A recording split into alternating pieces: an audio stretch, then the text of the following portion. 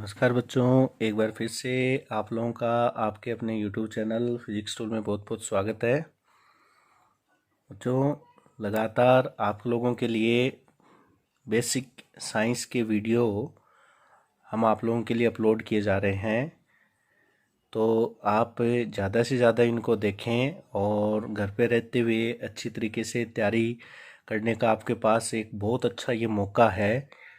और बहुत अच्छे अच्छे पॉइंट, ऐसे पॉइंट जिनको अगर आप अच्छी तरीके से क्लियर कर लेते हो, आप पर कोई दबाव नहीं है, आप तसल्ली से क्लियर करें।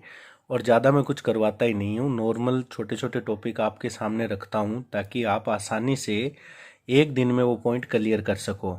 ठीक है, ज़्यादा बड़े टॉपिक तो करवाते ही नहीं है, आराम से नॉर्मल कोई छोटे मोटे मतलब संकेत के रूप में अपने पॉइंट करते हैं ताकि वो टॉपिक अपने आसानी से क्लियर कर सकें। यही अपना उद्देश्य होता है बच्चों। तो आप लोग इन पॉइंट को ज़रूर देखें और पूरा टॉपिक क्लियर करने की कोशिश करें। नई चीज़ें इसलिए एक बार कम समझ में आती है, तो आप बार बार वीडियो देखें। ठीक है, और ज़्यादा बड़े टॉपिक अपने एक बार नहीं स्टार्ट कर रहे हैं, बेसिक टॉपिक पर अपना उद्देश्य है, तो उन्हीं पर अपने चर्चा कर रहे हैं फ़िलहाल। देखिए बच्चों, लास्ट वीडियो के अंदर मैंने आप लोगों को कुछ निर्देशांक के बारे में बताया था, और इससे पहले हम कुछ सदिशों के बारे में पढ़ चुके थे और एकांक सदिश के बारे में पढ़ा था, आई कैप, जे कैप और के कैप। और उसके लिए हमने कहा था कि ये एक एक्स एक्स की दिशा में होता है, एक वाई एक्स की दिशा में होता है, एक जेड एक्स की दिशा में होता है। ठीक है, फिर मैंने ये कहा था कुछ निर्देशांक के बारे में मैंने चर्चा की थी कि कक्षा 9-10 में ये चीज़ें आने लग जाती है, 8वीं क्लास में भी आ जाती है। निर्देशांक दिए जाते हैं अपने को एक्स वाई के रूप में, एक्स कोमा वाई, इस प्रकार निर्देशांक मिलते हैं अपने को। ठीक है, और फिर अपने को इसका मतलब क्या होता है कि एक मान एक्स का है, दूसरा मान किसका है, वाई का है। एक्स वाई मान देखते ही अपने को पता चल जाता है कि सर इसके दो निर्देशांक चेंज हो रहे हैं, एक्स का भी बदल रहा है, वाई का भी बदल रहा है। इसका मतलब ये गति द्विविमीय गति कहलाती है। अगर तीन निर्देशांक मिले तो आप समझ जाना वो त्रिविमीय गति होगी। तो मैंने कुछ ऐसे एग्जाम्पल आपके सामने रखे थे, कुछ इस प्रकार के कि जैसे मानो खाली 2 दिया हुआ है, 6 दिया हुआ है, 1 दिया और कुछ नहीं दिया हुआ, वो तो एक विमीय गति है। मतलब 2 दिया हुआ है, इसका मतलब एक ही निर्देशांक बदल रहा है। खाली 6 दिया हुआ है, इसका मतलब एक ही निर्देशांक बदल रहा है, बाकी निर्देशांक में परिवर्तन नहीं हो रहा। और कुछ अगर ये चीजें ऐसे भी लिख सकता है, 2,0,0,0। ठीक है, 2,0,0,0, क्योंकि मैंने बताया था ना, क्योंकि छोटी क्लासों में निर्देशांक हम ऐसे लिखते थे एक्स कोमा वाई। अब बड़ी कक्षा में निर्देशांक ऐसे मिलेंगे एक्स वाई जेड, तीन दिशाएं हो जाएंगी ना, X X Y X Z X. तो निर्देशांक ऐसे मिलेंगे आपको एक्स वाई और जेड के रूप में। अब देखो यहाँ मैंने 2,0,0,0 लिखा हुआ है, तो इसका मतलब ये एक विमीय गति है। कैसे पता चला? क्योंकि इसमें केवल एक ही निर्देशांक बदल रहा है, चाहे कोई भी हो, वो एक्स का भी हो सकता है, वाई का भी हो सकता है, जेड का भी हो सकता है। केवल एक निर्देशांक बदल रहा है, बाकी सारे क्या हैं, जीरो है कि नहीं? इसका मतलब वो एक विमीय गति है। अगर दो निर्देशांक बदलते हुए नजर आ रहे हैं आपको और एक तीसरा निर्देशांक जीरो नजर आ रहा है, तो वो द्विविमीय गति का एग्जाम्पल होगा। जैसे 2,6,0, 2,0,6,0,2,6, मैंने एक उदाहरण लिया है ये। तो इसमें दो निर्देशांक बदल रहे हैं, तीसरा जीरो है, दो निर्देशांक बदल रहे हैं, तीसरा जीरो है, तो ये द्विविमीय गति का एग्जाम्पल है। और इसमें तीनों निर्देशांक चेंज होंगे। ठीक है, तो वो त्रिविमीय में आएंगे। ठीक है बच्चों, ये तो अपने पहले पुराने वीडियो की बात हो गई। अब आज हम चर्चा करते हैं अपने उन बिंदुओं पर जिनके बारे में हमने शुरुआत में चर्चा की थी। इनके बारे में हम लगातार पढ़ते आ रहे हैं और दिशाओं का हमने अध्ययन कर लिया, तो ये चीज़ें भी आपको पता होनी चाहिए। अब मैं बात करता हूँ दूरी तथा विस्थापन की। अब मैं अपना टॉपिक शुरू करता हूँ। ये इससे पहले आपको जो भी मैंने बात बताई है, उम्मीद करूँगा कि आप लोग उस चीज़ को क्लियर करने की कोशिश करेंगे, क्योंकि ये जो चीज़ें हैं बच्चों, ये बहुत काम आने वाली पॉइंट है, तो इनको पढ़ना भी बहुत ज़्यादा अनिवार्य है हम लोगों को विज्ञान के क्षेत्र में। और अगर एक बार नहीं समझ में आता तो कोई प्रॉब्लम नहीं है, आप इसको बार बार देखें। ठीक है, आपको कुछ करना तो है ही नहीं, आप आराम से, आपको पढ़ाई करनी है सिर्फ, तो आप एक दो बार देखो वीडियो को क्या दिक्कत है, और फिर प्रॉब्लम आती है तो आप हमसे कंसल्ट करें, हम इसकी प्रॉब्लम सोल्व करने की कोशिश करेंगे।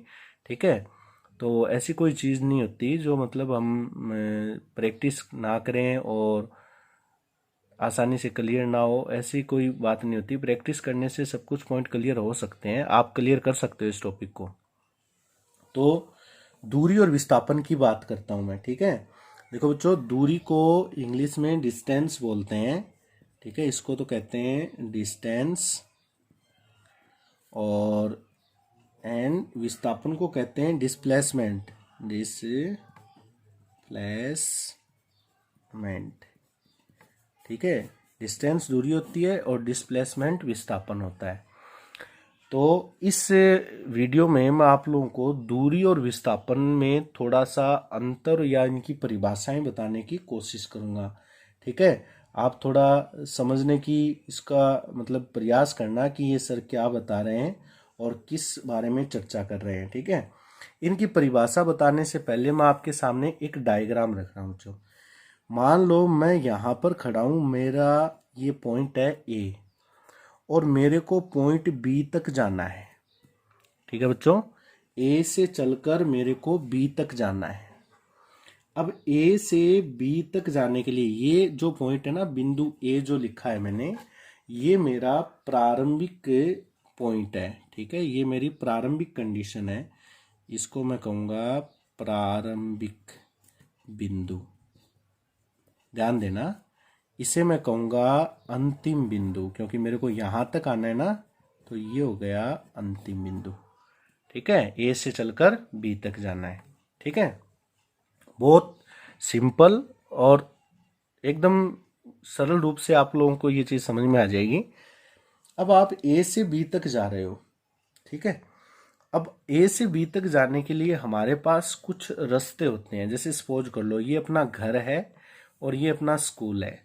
घर से स्कूल जाने के लिए अपने को कई रास्ते मिलते हैं। ठीक है, कई रास्ते अपने को घर से स्कूल जाने के लिए अपने को मिलते हैं। जैसे मान लो एक रास्ता ये है, फिर एक रास्ता ये है, सपोज कर लो ये पहला रास्ता है, ये दूसरा रास्ता है, और एक रास्ता ये जो कि बिल्कुल सीधा है। ये तीनों रास्ते हमारे घर से, यानी इसको मैंने घर मान लिया और इसको मैंने अपना विद्यालय मान लिया। ठीक है, तो अपने को घर से विद्यालय जाना है, प्रारंभिक बिंदु से अंतिम बिंदु तक जाना है, और आपको तीन रास्ते इस डायग्राम में नजर आ रहे हैं। ठीक है बच्चों, तो अब अगर हम एक बिंदु से दूसरे बिंदु तक जाते हैं,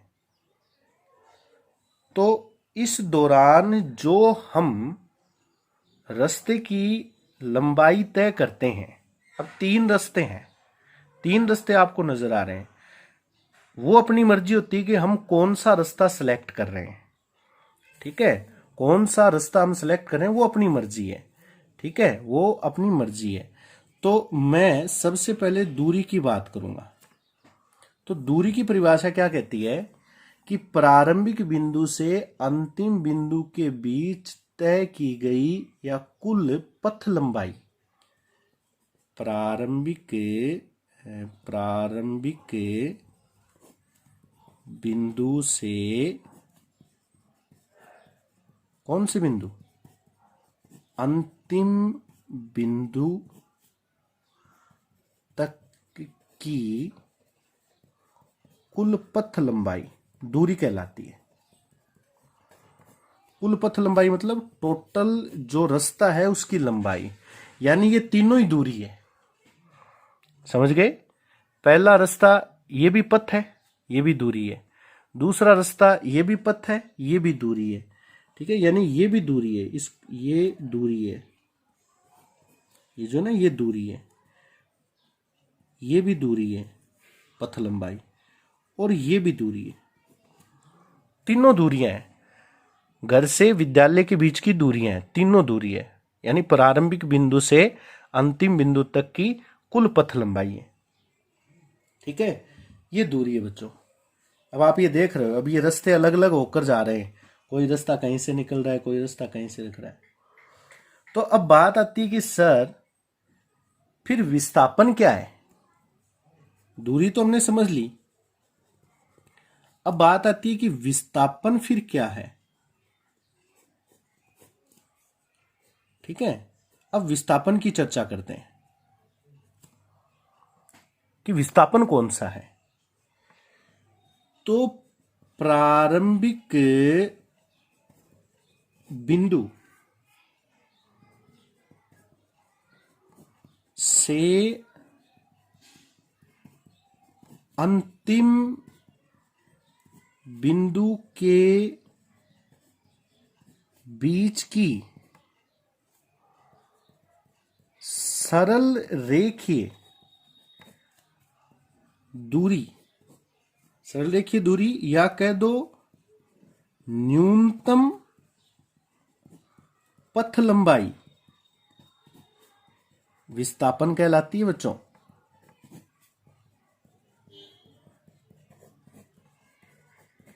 अब ध्यान देना आप लोग यहां पर कि मेरे को ए से बी तक आना है, रास्ते तो कई हैं, सारे रास्ते, 3 रास्ते मेरे को नजर आ रहे हैं। घर से विद्यालय के 3 रास्ते हैं, पहला, दूसरा, तीसरा, तीनों रास्ते मेरे को नजर आ रहे हैं। तीनों रास्ते घर से विद्यालय की ओर जा रहे हैं। ठीक है, और तीनों रास्तों में आपको दूरी, तीनों रास्ते दूरी है, क्योंकि अंतिम बिंदु और प्रारंभ बिंदु के बीच की पथ लंबाई दूरी होती है। लेकिन इन तीनों रास्तों में से वो रास्ता देखो जो बिल्कुल सीधा हो, सरल रेखीय रास्ता हो, सरल रेखीय रास्ता यानी सीधा रास्ता।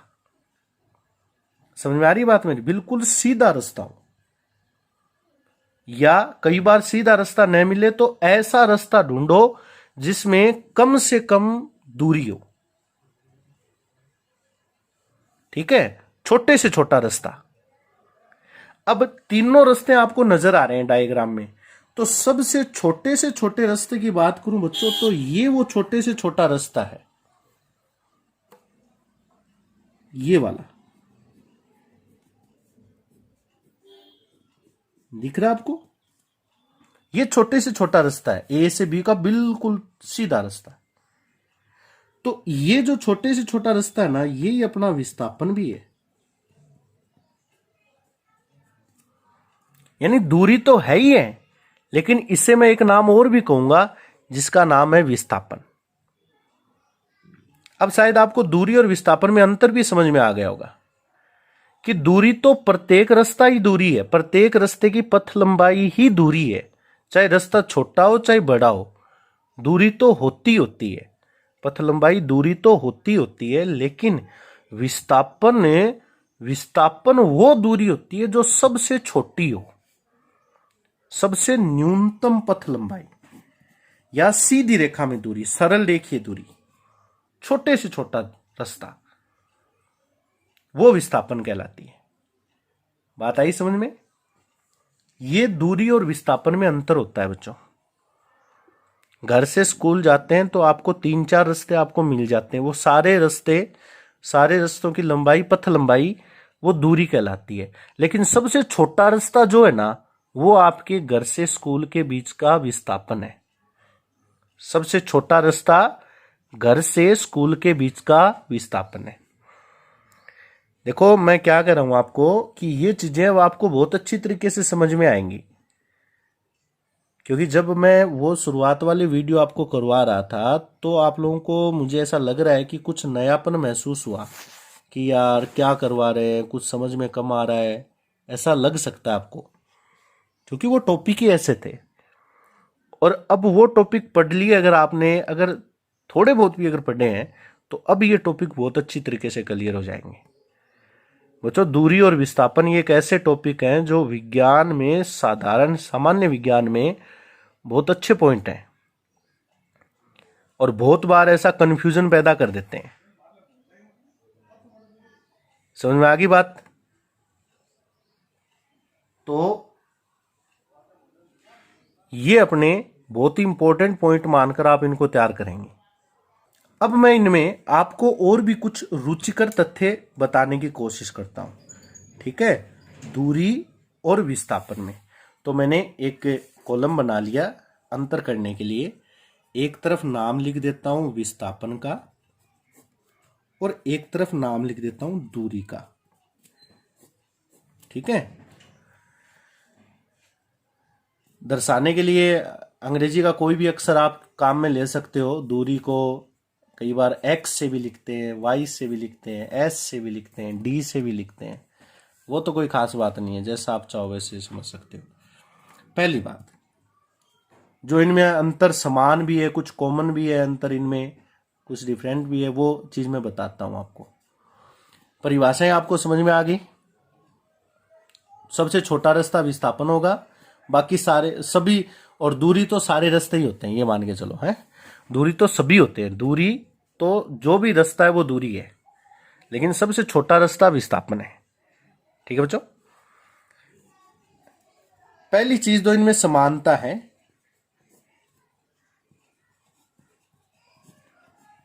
मात्रक, विस्थापन का मात्रक भी मीटर होता है और दूरी का मात्रक भी मीटर होता है, ठीक है। अब मीटर क्या होते हैं? मीटर लंबाई का मात्रक होता है, पता है ना आपको। मीटर क्या होता है? लंबाई का मात्रक। हमने पढ़ा था ना एसआई पत्ती में, लंबाई का मात्रक क्या होता है? मीटर होता है। तो ये लंबाई तो है, पथ लंबाई, तो विस्थापन भी लंबाई है, दूरी भी लंबाई है, दोनों लंबाई है, तो दोनों के मात्रक क्या होंगे? मीटर होंगे। ध्यान रखना एक चीज, ठीक है। नंबर 2 बात, विस्थापन एक सदिश राशि है बच्चों, जबकि दूरी अदिश राशि है। ये बहुत ही इंपॉर्टेंट पॉइंट है, ये बहुत इंपॉर्टेंट पॉइंट है। विस्थापन सदिश है, मतलब विस्थापन की एक निश्चित दिशा है, और दूरी अदिश राशि है, यानी उसकी कोई दिशा नहीं है। अब इस टॉपिक को आप समझने की कोशिश करना, कैसे। एक बार फिर हम डायग्राम में आते हैं। ये अपना घर है, ये अपना विद्यालय है। घर से स्कूल जाना, घर से स्कूल जाने के लिए रास्ते कई आपको नजर आ रहे हैं, ठीक है। वो रास्ते छोटे भी हो सकते हैं और बड़े भी हो सकते हैं, लेकिन आपको पता है जो शॉर्टकट रास्ता होता है ना, सबसे छोटा रास्ता, वो एक दो फिक्स होते हैं। सबसे छोटा रास्ता एक ही होता है।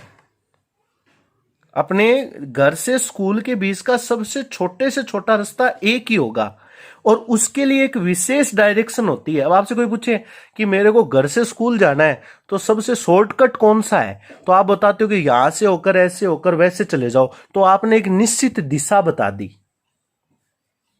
समझ में आ रही है क्या बात मेरी? क्योंकि सबसे छोटे रास्ते पे जाना है, और सबसे छोटा रास्ता ही क्या कहलाता है? विस्थापन कहलाता है। और वो सबसे छोटा रास्ता आपने बताया है कि आपको यहां से होकर ऐसे होकर जाना पड़ेगा, मतलब आपने एक दिशा बता दी सबसे छोटे रास्ते की। तो वो सबसे छोटा रास्ता क्या होता है? विस्थापन होता है, और उसकी आपको दिशा बतानी पड़ती है, इसलिए विस्थापन एक सदिश राशि है। दूरी अदिश है, बाकी जो भी रास्ते हैं वो सारे रास्ते दूरी हैं। सारे रास्ते ही क्या है? दूरी है। स्कूल, घर से स्कूल जाना है मेरे को, चले जाओ, कहीं से चले जाओ, बहुत सारे रास्ते हैं घर से स्कूल जाने के। छोटा रास्ता भी है, बड़ा रास्ता भी है, उससे बड़ा भी रास्ता है। मार्केट से होते हुए घूमते घूमते घूमते हम स्कूल चले जाते हैं बहुत बड़े रास्ते से दोस्तों के साथ। तो वो सारे दूरी है, उसकी कोई दिशा है क्या? नहीं है। तो वो दूरी अदिश राशि है।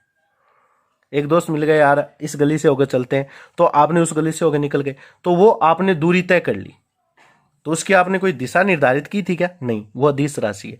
विस्थापन सदिश होती है। अगर आपको स्कूल से घर जाना है तो सबसे छोटा रास्ता सेलेक्ट करना है, वो रास्ता एक ही होता है, उसके लिए आपको गली बदलनी नहीं पड़ेगी, उसी रास्ते से जाना पड़ेगा, वही रास्ता विस्थापन होता है बच्चों, ठीक है।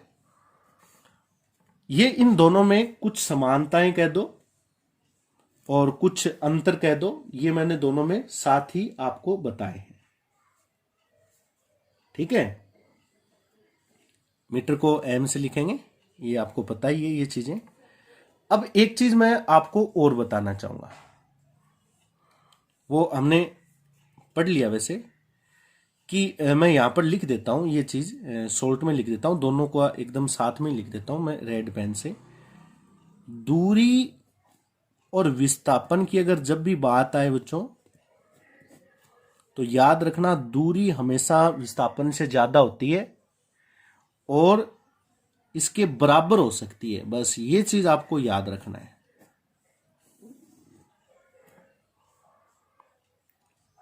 ठीक है, एक चीज मैंने ये इंपॉर्टेंट में बीच में आई है तो मैं आपको बता देता हूं। बात आ रही समझ में? दूरी हमेशा बड़ी होगी विस्थापन से, दूरी हमेशा विस्थापन से बड़ी होगी। ठीक है, देख लो इस चित्र में,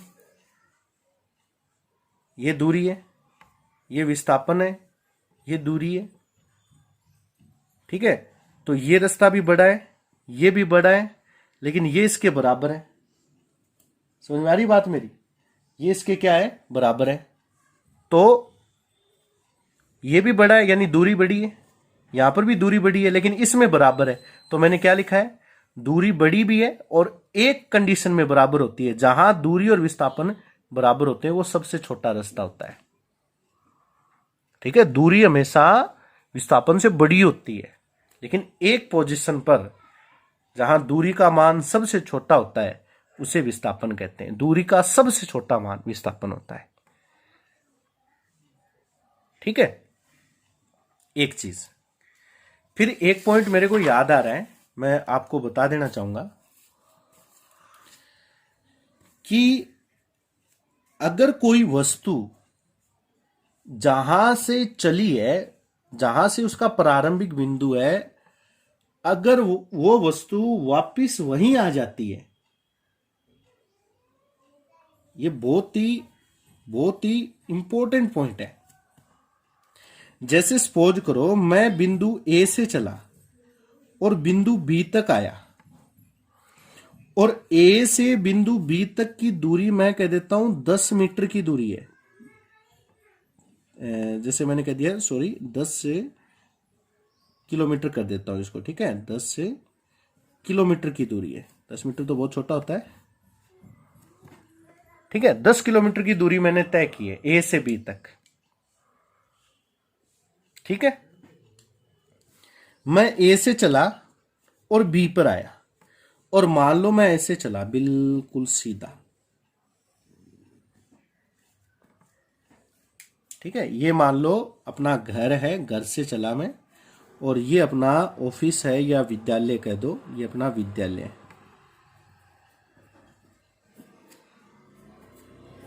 ठीक है, घर से विद्यालय गया, 10 किलोमीटर दूर है। सुबह गया, शाम को छुट्टी हुई, विद्यालय से वापस घर आ गया। ठीक है, अब आपसे कोई पूछे कि इस घर से विद्यालय में आपको एक तो बतानी है दूरी, कि दूरी कितनी है, और एक बताना है विस्थापन, कि विस्थापन कितना है। ठीक है बच्चों, तो देखो, जब आप घर से स्कूल गए तो दूरी की बात करूं, जब आप सुबह गए तो आपने दूरी तय की ए बी, ए से बी। शाम को वापस आए तो आपने दूरी तय की बी से ए। सुबह गए ए से बी, शाम को वापस आए बी से ए। तो टोटल दूरी हो गई 10 किलोमीटर प्लस 10 किलोमीटर। टोटल दूरी कितनी हो गई? 20 किलोमीटर। ठीक है, अब मैं बात करूं विस्थापन की। देखो बच्चों, विस्थापन सदिश राशि होती है, पढ़ा है ना अभी? अगर कोई चीज जहां से चली और वापिस वहीं आ जाती है तो विस्थापन शून्य होगा। अब आपको पता है कि ये एक सदिश है। ठीक है, सदिश राशि है, पता है ना आपको? शून्य कैसे होगा, डिस्प्लेसमेंट शून्य कैसे होगा कि आप सुबह गए ए से बी, ए से बी गए आप लोग ऐसे, मैंने बताया था ना आपको ये कितनी दूरी थी सर 10 किलोमीटर। शाम को आए आप बी से ए, वापस आए आप ऐसे, ये भी कितना है 10 किलोमीटर। तो जितना विस्थापन एक दिशा में हुआ है उतना ही विस्थापन विपरीत दिशा में हो गया। हम गए तो ए से बी दिशा में, वापस आए बी से ए दिशा में, 10 किलोमीटर इस दिशा में गए, 10 किलोमीटर इस दिशा में गए। तो जब दो सदिश से, अब विस्थापन सदिश राशि है तो 10 परिमाण का सदिश इस तरफ है, 10 परिमाण का सदिश इस तरफ है। मैंने बताया था ना कि जितना इसकी भुजा की लंबाई होती है वो उसका परिमाण होता है। ये बातें देखो टोटल काम आएंगी जो हमने पहले पढ़ी है, ठीक है। तो 10 परिमाण का वेक्टर एक तरफ है, 10 परिमाण का वेक्टर एक तरफ है, तो परिणामी कितना होता है 0 होगा। तो इस प्रकार इसका उत्तर 0 आता है। तो आज की वीडियो में मैं इतना ही रखूंगा, ज़्यादा नहीं डालूंगा इसमें आपके लिए कोई मैटर, और कोशिश करूंगा कि ये चीज़ें आप लोगों के ज़्यादा से ज़्यादा समझ में आए। इसके लिए मेरा ये पूरा प्रयास है और आपसे मैं इतनी उम्मीद करता हूं कि आप वीडियो देखेंगे पूरा, क्योंकि आप लोगों के लिए हम ये वीडियो तैयार कर रहे हैं। और ख़ास करके वो कैंडिडेट जो फ़िलहाल अभी तैयारी कर रहे हैं रीट एग्ज़ाम की, उनके लिए भी विशेष करके ये टॉपिक बहुत इंपॉर्टेंट है। तो ये चीज़ें आप लोग क्लियर कर सकते हो, वीडियो पूरा देखें ताकि ये टॉपिक क्लियर हो सके। इसमें कोई लालच नहीं है, क्योंकि ये साइंस के टॉपिक है तो इनको स्टार्टिंग से लेकर एंड तक तब तक कंप्लीट तैयार नहीं होते तब तक आप लोगों को ये देखने पड़ेंगे। अगर बीच में छोड़ोगे तो वो चीज़ बीच में अधूरी रह जाएगी। तो आगे के वीडियो में मैं आगे के नए टॉपिक के साथ आपको इसी से आगे लेकर चलूँगा। तो आज के लिए इतना ही। दूरी विस्थापन में अंतर ये क्लियर करो आप लोग और इनको तैयार करो अच्छी तरीके से। तब तक के लिए धन्यवाद।